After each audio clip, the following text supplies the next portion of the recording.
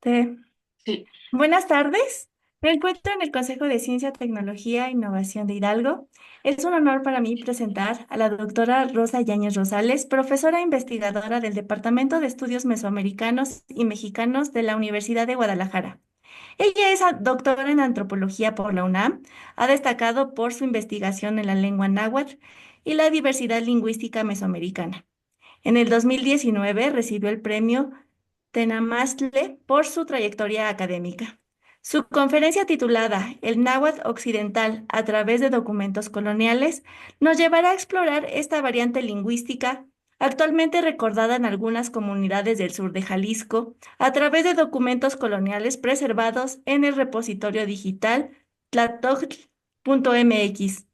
Estos documentos nos ofrecen una visión sobre el cambio y variación del náhuatl occidental y las interacciones entre hablantes de náhuatl y español. Los invitamos a enviar sus preguntas y comentarios a través del chat de Facebook. Sin más, le cedo la palabra a la doctora Rosa. ¿qué tal? Buenas tardes. Muchísimas gracias, Paola, y a ti y a todo el equipo que ha hecho posible este, es- este esfuerzo, esta reunión, en parte presencial, en parte virtual, y que nos une por el interés en las lenguas de México. Voy a comenzar a compartir un- una presentación en PowerPoint.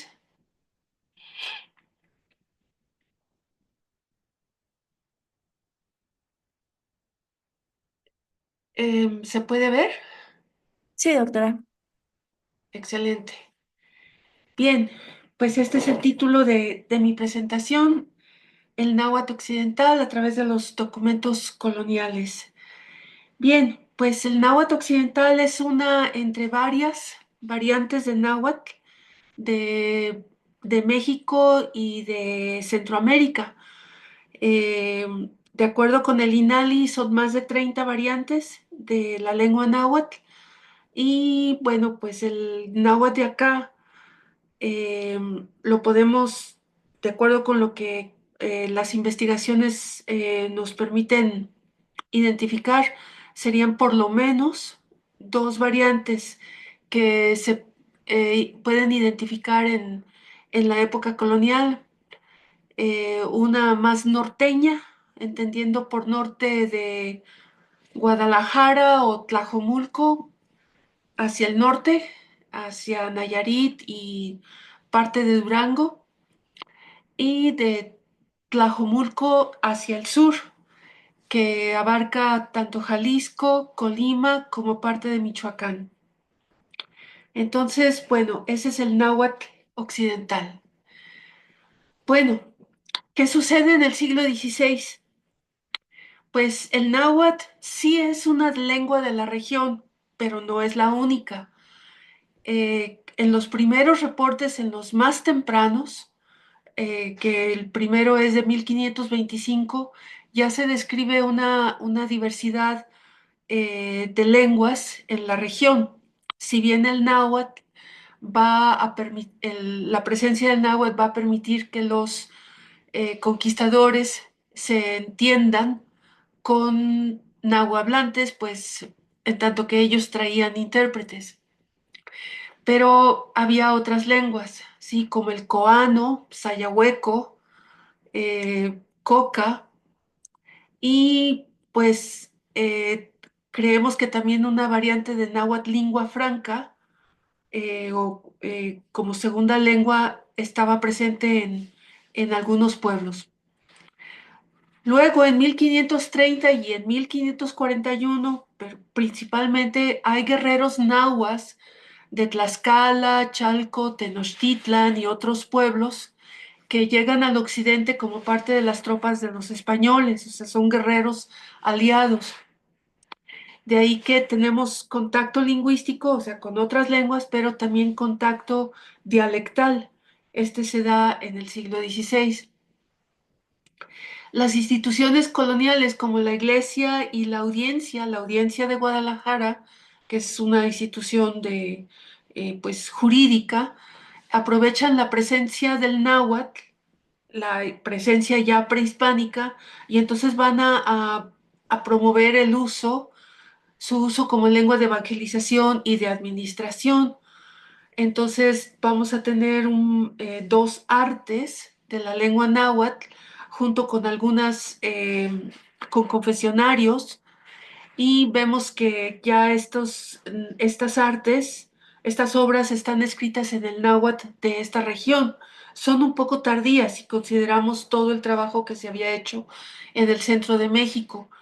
Eh, la primera es de 1692, es decir, fines del siglo XVII, y la segunda es de 1765. Entonces ya estamos muy cerca del fin de la época colonial, pero gracias a la presencia del náhuatl, entonces esta fue a través de esta lengua o en esta lengua que se va a evangelizar, y entonces se va también a utilizar como lengua en donde las comunidades van a escribir ya con sistema de escritura alfabético, es decir, ya no con sistema logográfico como es el que ya existía en una buena parte de Mesoamérica, sino con sistema alfabético se va a escribir en náhuatl, eh, en acá, en numerosos pueblitos, ¿sí? Bien, los escritos más tempranos del náhuatl. Bueno, a esto yo le llamo a los escritos del siglo XVI. El primero es de 1557, es decir, ya en el centro de México ya hace rato que se están escribiendo, porque los más tempranos empiezan en 1529, es decir, apenas 8 años después de que Tenochtitlan es tomada, es controlada. Y acá vamos, el primer documento en náhuatl es de 1557 y continúa hasta 1782. Se escriben todo tipo de géneros, cartas, denuncias, mediciones de tierras, sí. Algunos de los rasgos que presentan estos textos tempranos, que yo, de acuerdo con lo que he trabajado, considero que están en náhuatl central, es decir, no están todavía en el náhuatl occidental, son, por ejemplo, una alta frecuencia del vocativo, es decir, una forma de dirigirse a alguien con respeto, ¿sí? El uso del fonema tl, más o menos, pues, en todos los contextos, en inicio de sílaba, en inicio de palabra, a final de palabra, como sufijo absolutivo. También vamos a tener el sufijo honorífico tsinoa en verbos. Tenemos también la inserción de difrasismos comunes, por ejemplo, tloque nahuaque, que es más o menos es traducido como lo cerca, eh, el junto, sí, el cercano, el junto, sí, que está, o el omnipresente. Ese difrasismo está en algunos documentos de acá, de siglo XVI. Este es el documento más temprano, viene de Tuxpan, en el sur de Jalisco, y está escrito así definitivamente en náhuatl del centro. Lo que yo creo es que los primeros escribanos que ya sabían escribir, leer y escribir con sistema alfabético, llegaron del centro de México y probablemente habían sido entrenados en el colegio de la Santa Cruz de Tlatelolco o en algún otro colegio de los que se hacían junto a los conventos, porque todos sus rasgos, todo indica que fue escrito por alguien que sabía muy bien el náhuatl del centro y era incluso hasta elegante. Sí, bien, este es el mapa de los documentos tempranos del siglo XVI. Sí, bueno, los que hasta ahorita hemos localizado. Eh, Acá está Tuxpan, que es el más temprano, es el que les acabo de mostrar. Luego tenemos un conjunto de documentos acá de Jalisco, Nayarit, que más o menos fueron, del primero lamentablemente no tiene fecha, pero por el tipo de hechos que narra, que son hechos históricos, Eh, Fue escrito entre 1550 y 1560. Luego tendríamos otro de acá, de Tecomán, en Colima, que fue escrito en 1576, ¿sí? Luego Teocaltiche, que está acá ya en la parte de los Altos, 1570. Nochistlán, 1580. eh, Jiquilpan, acá en el sur de Jalisco, 1590. Oconagua, que está en la frontera, digamos, entre Jalisco y Nayarit, y Tezistán, eh, que prácticamente es parte de Guadalajara ahora, de 1595. ¿Sí? Entonces, estos son los documentos tempranos en náhuatl que hemos localizado en varios archivos. Ahorita voy a comentar un poquito más sobre eso. Bien, pues estos documentos tempranos, sin embargo, en el 17 los rasgos pues empiezan a desaparecer, ¿no? Por una parte, la lectoescritura en náhuatl se extiende, o sea, hay una cantidad impresionante de escribanos que está escribiendo textos con sistema alfabético. Sí, hay mayor diversidad textual y más actividad notarial. Hay un expediente clave que ya nos registra estos cambios que se están dando y es una serie de denuncias contra un vicario que trabaja en Jalostotitlán, esto es en Los Altos, y que el primer escrito es de 1611, pero luego continúa en 1618. Fueron recogidos 21 textos, es un expediente grande, escritos por diferentes amanuenses y exhiben cambios dialectales que están sucediendo. Posteriormente vamos a ver que los cambios dialectales se confirman y muestran que el cambio lingüístico o el cambio dialectal se está estabilizando. Es decir, hay una época de, digamos, mucho contacto, ¿sí? Pensemos, por ejemplo, este es un ejemplo que yo comento con frecuencia, que nos quedamos en un barco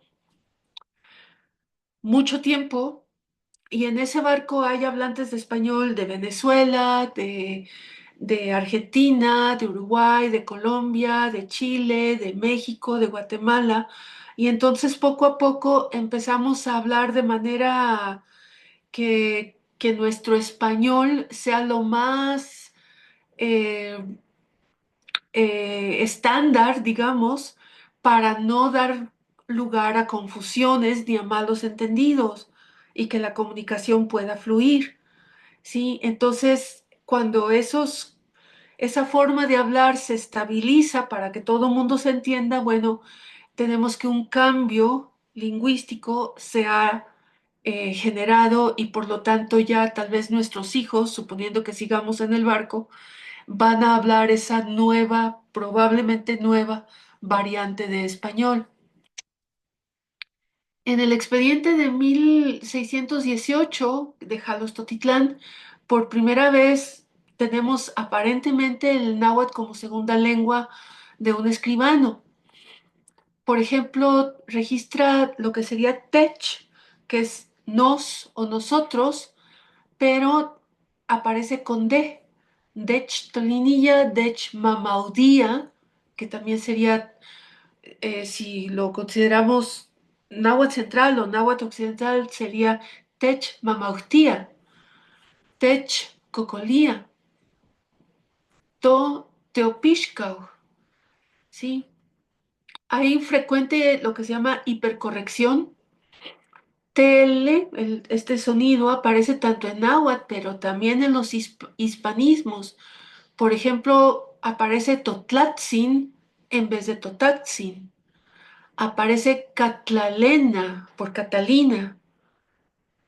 Aparece hospital por hospital. Es decir, tampoco es una persona española porque suponemos que no tendría este tipo de errores, ¿sí? No tendría por qué poner tl donde no hay necesidad, ¿sí? el vocativo, la forma de dirigirse a otra persona, desaparece, independientemente de a quién esté dirigido el texto. Sí, entonces hay un cambio. Sí. Este es, por ejemplo, dos de los manuscritos de este expediente se recogen en un pueblito que se llama San Gaspar y los dos fueron escritos en 1610, el 3 de mayo de 1618 y vemos que la caligrafía es totalmente distinta. Sí, por ejemplo, aquí alcancé a ver y al Depete, o sea, y su pueblo, sí, tendríamos y al Tepetl, su pueblo, ¿sí? Entonces, según mi interpretación, el documento del lado izquierdo lo escribe un hablante, alguien que tiene náhuatl como su lengua, como su primera lengua, y en cambio el que está del lado derecho lo escribe alguien que tiene náhuatl como su segunda lengua, ¿sí? Es decir, no es su, su lengua materna y por lo tanto tiene interferencias de otra lengua que lamentablemente no sabemos cuál es. Bueno, esto ya en los textos tempranos, pues tanto de Jalostotitlán, bueno, empezamos a ver cosas que van a ser un poco, ya no hablando de náhuatl como segunda lengua, sino ya rasgos que van a identificar al náhuatl como primera lengua, pero la de acá. Por ejemplo, hay una reduplicación de la sílaba final en el imperfecto o copretérito y en el hipotético o en el irrealis. Por ejemplo, Quinequillaya, Nehual, ni Mamasquillaya. Él quería que yo cargara, en este caso se está refiriendo al arado. Entonces, este segundo ya no es necesario, pero aparece acá. Sí, o sea, en el centro de México esperaríamos nada más quinequilla o acá esperaríamos nada más dicmamasquilla, ¿sí? Sin embargo, esto va a ser muy frecuente en el náhuatl occidental. Luego hay una retención de lo que llamamos el sufijo absolutivo en sustantivos cuando hay un prefijo posesivo, en este caso to. Entonces aparece toaltepetl, mientras que lo que esperaríamos en el centro sería toaltepeuj, ¿sí? Nuestro pueblo.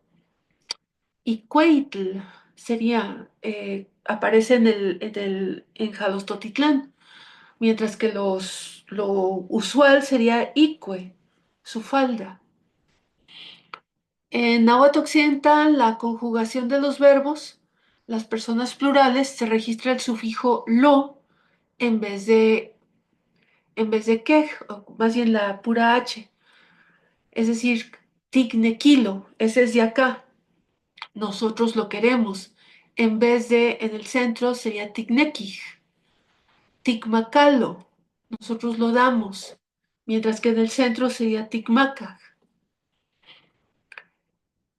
Registro del pronombre reflexivo mo para todas las personas gramaticales, en vez de diferenciar cada persona. Por ejemplo, otimocentalique. Este mo es de acá del occidente, en vez de otitocentlalique, que sería en el centro. Nosotros nos reunimos. Nimotoca tomas. Eso aparece acá, en vez de Ninotoca. Me llamo, mi nombre es. T y L como sufijos absolutivos empiezan a aparecer de manera contundente, eh, aunque TL no desaparece del todo. Por ejemplo, altepetl, altepel, en vez de altepetl, nehual, en vez de nehuatl, o también es nehuat, en vez de yo o a mí. Luego también tenemos rasgos como del náhuatl lingua franca, de acuerdo con lo que la lingüista Karen Decken ha encontrado. Sí, por ejemplo, el uso de huehue para personas mayores, pero también como con autoridad, ¿sí? Entonces, por ejemplo, tenemos este ejemplo: Otimosentalique, Timochintin, alcalde, regidor, mayordomo, Ihuantimochintin, Ti, Huehuetlacatl. Eh, Nos reunimos nosotros, todos, el alcalde, el regidor, mayordomo y todas las personas mayores o los ancianos, ¿sí? Luego tenemos también el uso de tahuical para esposo, el marido de alguien. Y entonces tenemos Ipampa Muchipa Quimictía de Itahuical, porque siempre maltrataba o golpeaba a su marido, es la frase. El uso de Aik como no o nunca, aunque también de amo.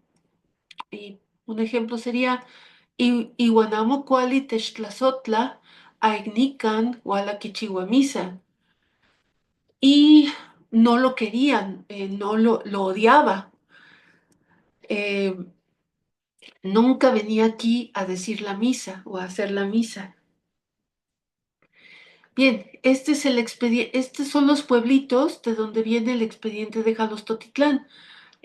Pues hace rato veíamos, bueno, aquí está Nochistlán, aquí está Teocaltiche, de donde tenemos documentos del siglo XVI, ¿sí? Em, pero aquí están los pueblitos de donde viene el expediente de Jalostotitlán, que viene de 7 pueblos y se recogen 21 testimonios. Entonces la pregunta es, ¿el náhuatl que está apareciendo en los documentos es una variante nueva? Pues no lo sé si algún día lo vamos a poder decir contestar con certeza. La cuestión es que no tenemos textos en náhuatl previos a 1557, que es el primero, el de Tuxpan, y que les decía yo que está totalmente en náhuatl central. Pues sería ideal tener más textos tempranos y ver cómo se escribió. Lamentablemente tampoco hay registros de las lenguas con las que estuvo el náhuatl en contacto. Por ejemplo, con el huachichil, que es supuestamente una de las lenguas chichimecas, sí, eh, con el coca, tampoco, hay muy poquito, pero recogido en siglo XX. Eh, Tampoco tenemos nada del coano, del sayahueco. Eh, el expediente de Jalostotitlán es básicamente, si vemos la otra vez, esta zona es una zona muy importante porque es la zona del principal, aunque no es la única, del levantamiento de la Guerra de los Cascanes, ¿sí? Es decir, bueno, por una parte es una zona un tanto de frontera, ¿sí? Con los grupos, con los llamados grupos chichimecas, ¿sí? Y hacia el sur, ya con los grupos, se supone que ya no eran nómadas como los grupos chichimecas sí lo eran, ¿sí? Pero también es la zona del levantamiento del Mistón, del levantamiento de los Cascanes. Entonces es una zona muy importante, pero es una zona de frontera y nosotros no tenemos, eh, creemos que algunos de los miles de acompañantes de los guerreros aliados que llegaron con el virrey Mendoza debieron haberse quedado por allá. Eh, entonces, lo que creo que sucedió es que se dio el proceso que les comentaba del barco, es decir, un proceso de nivelación entre las variantes. Eh, Esta nueva, si es que es nueva, variante se empieza a registrar de manera clara y decidida en el siglo XVII. Se empieza a manifestar, o de allí tengo el primer documento, en Jalostotitlán, pero lo vamos a ver por todo el occidente. Y bueno, pues estos son los pueblos de los que tenemos documentos en náhuatl de siglos XVI, XVII y XVIII. Sí, son aproximadamente 100, sí, documentos. Ahorita voy a presentar otro dato. Sí, entonces como pueden ver, claro, la mayoría vienen del siglo XVII. En siglo XVII el uso del náhuatl con sistema alfabético está totalmente extendido, ¿sí? Y entonces tenemos toda esta cantidad de documentos que ya hemos podido identificar y de alguna manera ya rescatar. Y rescatar lo digo en el sentido de que las polillas han sido muy, muy duras, digamos, con los documentos, ¿no? Entonces, a fines de los años 80, inicié un trabajo intenso en busca de documentos en lenguas indígenas de la región. Al principio, las personas encargadas de los archivos me decían, no, no, aquí no hay eso. Y luego, poco a poco, pues ellos también fueron ayudando. O sea, sin el trabajo de los archivistas, mi trabajo no tendría sentido, sí, porque, bueno, pues uno tiene un acceso limitado al trabajo perdón, a los fondos, y entonces dependemos, quienes hacemos este tipo de trabajo, dependemos de la colaboración del archivista. En la década de los años 90, empezaron a ser localizados los primeros documentos en náhuatl. Esto fue en el Archivo Municipal de Tlajomulco de Zúñiga, que es una población que ya ahorita es parte del área metropolitana de Guadalajara, aunque está todavía separada de Guadalajara. Luego en el Archivo General de la Nación, en la Ciudad de México, que allí hay poquitos documentos de esta zona, pero sí hay. Sí, hasta el momento se han localizado y ahorita ya estoy trabajando tanto con colegas como con estudiantes que me están apoyando. Se han localizado aproximadamente 100 documentos en náhuatl que van de estas fechas, 1557 a 1782, y una buena parte de ellos se encuentra en este sitio web que ahorita les voy a mostrar. Voy a dejar de compartir la presentación en PowerPoint y vamos a entrar brevemente a Totlachtol. Sí,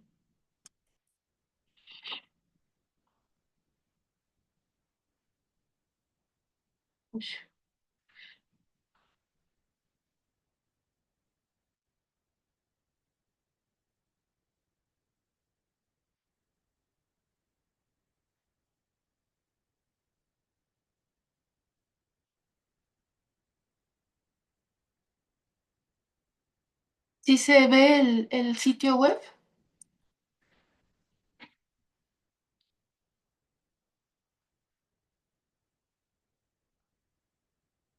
Doctora. Muy bien, bien. Este es nuestro repositorio digital. Aquí estamos trabajando 6 personas, sí, y apenas este año bueno, empezamos, se armó un poco el año pasado, pero este año es que ya se ha alimentado mucho más, sí, y por ejemplo eh, bueno, aquí viene una explicación, aquí participamos en un proyecto eh, cofinanciado por la Unión Europea.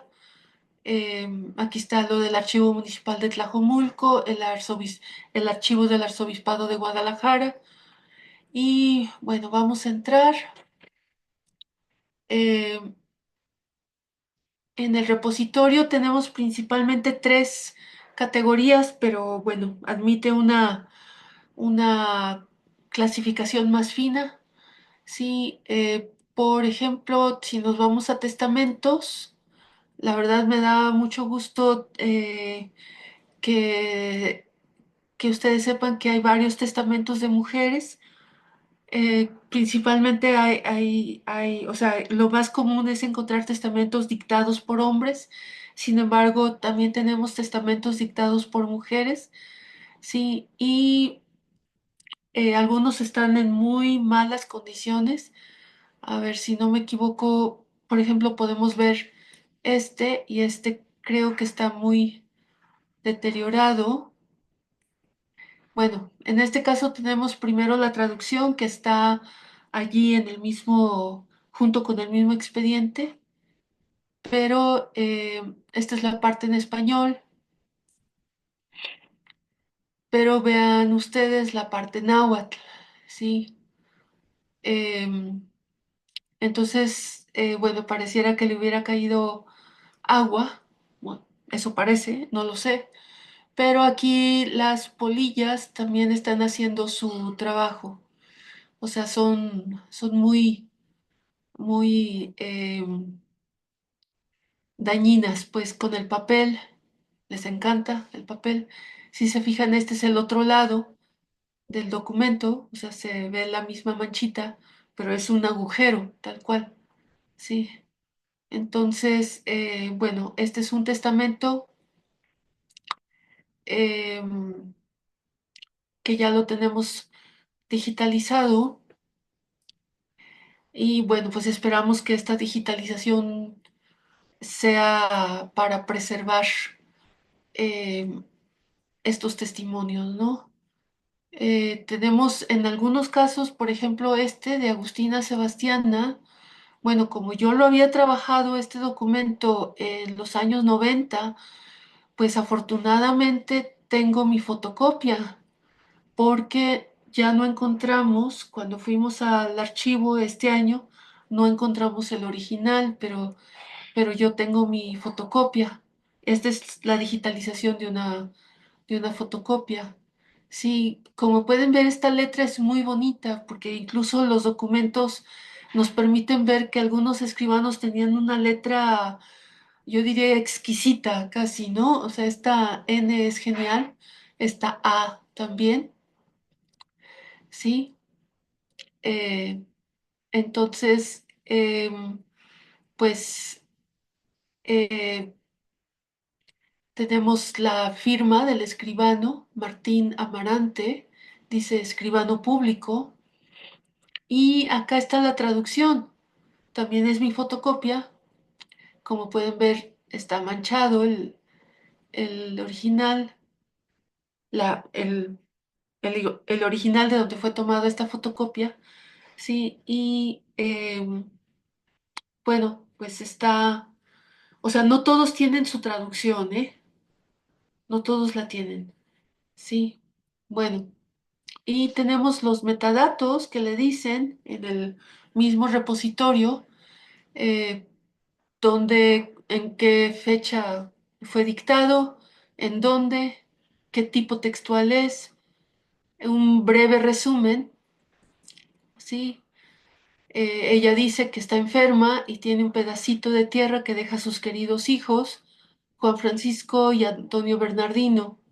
Son dos fojas en donde está ubicado y si alguien lo utiliza, pues pedimos que se cite de esta forma. Sí, entonces estos son los metadatos. Esto es el trabajo que se ha estado haciendo principalmente desde fines del año pasado y bueno, y este año. Y tenemos, por ejemplo, ya nada más para, bueno, me voy a otra categoría, a actas. Bueno, en este tenemos, por ejemplo, informes de cofradías, sí. Este es de Huentitán, que es parte ya también de la zona metropolitana de Guadalajara. Tenemos una denuncia, sí. Entonces, em, pues tenemos una gran variedad de documentos y bueno, pues esto es lo que hemos estado haciendo em, en estos dos últimos años, sí. Entonces, pues además de los documentos, podemos irnos a recursos y aquí hay por ejemplo, si en este libro, que es de 2022, se pueden consultar 20 documentos de los que están aquí, no todos, sí, pero hay 20 documentos paleografiados y traducidos por estudiantes que trabajaron conmigo y por mí. Aquí hay otro libro que es un homenaje a la doctora Karen Decken. Este es de 2000. Bueno, este es de 2020 realmente. Em, en fin, entonces hay unos recursos en este repositorio digital y aquí está el vocabulario de los documentos. Tiene alrededor, cerca de más o menos 900 palabras. Es náhuatl español. Ahorita estamos trabajando en la versión español náhuatl, que también la vamos a subir, aunque pues esta no está publicada. Ese vocabulario es parte de este libro, sí. Entonces, bueno, pues esto es lo que yo quería presentar y compartir con ustedes y pues es una forma de acceder al náhuatl eh, de la región occidente de México. Pues con esto termino. Sí, muchas gracias, Paola. Muchas gracias a Muchas todos. gracias a usted, doctora, por su ponencia. Pues es muy interesante porque, pues, como sabemos, las lenguas indígenas, pues, principalmente son orales. Entonces, pues, estos textos históricos, pues, garantizan hasta cierto punto una representación fonética más precisa, sobre todo, pues, considerando su temporalidad. Pero pues a mí me gustaría preguntarle, digo, ya nos comentó qué desafíos ustedes tienen, pero realmente, ¿cuál sería como el desafío más grande que enfrentan ustedes como lingüistas para poder traducir y transcribir también estos documentos? Porque pues sabemos que muchos de nuestros vocablos o algunas fonéticas pues no podemos representarla con nuestro alfabeto común, ¿no? Entonces, ¿cuál sería como que el desafío más grande que han enfrentado, doctora? Muchas gracias, Paula. Mira, yo creo que entre los desafíos son, por una parte, a veces el desinterés de mucha gente que nos dice, ¿para qué estás haciendo eso, no? Yo doy clases de náhuatl en la licenciatura en historia y bueno, antes de eso yo di clases de inglés y de español y bueno, cuando di clases de inglés y de español nadie me preguntaba por qué, porque estaba dando clases de inglés o español y cuando empecé a dar clases de náhuatl empezaron a preguntar, oye, ¿por qué? Así como, es decir, este tipo de trabajo es yo creo que hablar una lengua indígena por una parte es un acto de resistencia. Y enseñar una lengua indígena también es una especie de acto de resistencia, porque estamos tratando de llegar a un público a donde el interés por las lenguas, lo que se llaman las lenguas hegemónicas, inglés, francés, alemán, italiano, ahora chino y japonés, eh, nos rebasa, la verdad, nos rebasa. Otro de los desafíos es el asunto de que la gente, bueno, estamos pensando principalmente en que estudiantes de la licenciatura, de licenciaturas en historia o historiadores, se animen a aprender a paleografiar y a traducir, ¿sí? Entonces, bueno, pues es importante que haya, generar el interés por lo que decían en sus propias palabras las personas, las comunidades indígenas, porque estos testimonios generalmente no los vamos a encontrar en fuentes españolas, ¿sí? En fuentes escritas en español, sino que son parte pues de lo que las comunidades o individuos indígenas nahuablantes, nahuescribientes, decían y lo decían en sus propios términos, sí, en sus propios, o sea, y desde su trinchera muy particular. Entonces, bueno, esos son algunos de los desafíos que tenemos. Bueno, doctora, pues muchas gracias por su ponencia nuevamente. pues esta conferencia se va a transmitir a través de Facebook cuando esté disponible. Entonces, cualquier duda nos comunicamos con usted. Muchísimas gracias. Le haré Claro llegar que en la sí. brevedad pues su constancia de participación, invitándola pues también a seguir participando en estos espacios que tenemos aquí en el Consejo de Ciencia. Tenemos divulgadoras mexicanas, entonces también si le gustaría participar más adelante, podríamos agendarla nuevamente. Ah, Muchas, estaría muy bien, estaría muy bien. muchas Muchísimas gracias. gracias. Muchas Sí, gracias, muchísimas doctora. gracias a ti, Paula, y a todo el equipo que hizo posible este encuentro. Sale. Muchas gracias. Muchas gracias. Hasta luego. Hasta luego.